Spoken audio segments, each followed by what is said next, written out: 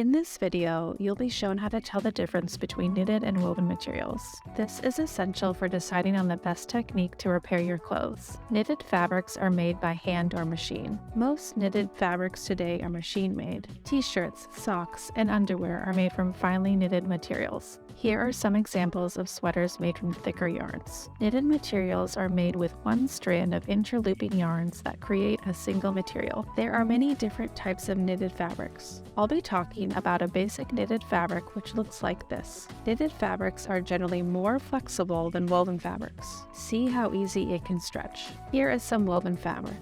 See how little it stretches. This woven fabric stretches a little bit more on the bias, which we will get to later. This basic knitted fabric, usually called a stocking or stockinette stitch, has a definite right side and a wrong side. On the right side, you will see these vertical rows called wales. You'll see that the loops create these V shapes. On the wrong side, you will see the loops look like U and upside down U's. The back of the fabric is more textured. A rib knit is shown here on the placket and cuffs of this sweater. The knit stitches tend to come forward and the purl stitches tend to recede. Woven material can also be made by hand or machine. Most woven cloth that makes up your clothing is machine-made. Button-down shirts and denim jeans are generally made from woven fabric. This fabric swatch is a woven material. There are many different kinds of woven fabric, such as denim or corduroy. Different variations of three basic weaves include plain, twill, and satin. Denim is an example of a twill weave. Woven fabrics are made on a loom. Woven fabrics are created with many strands of yarn, woven at a 90-degree angle to each other,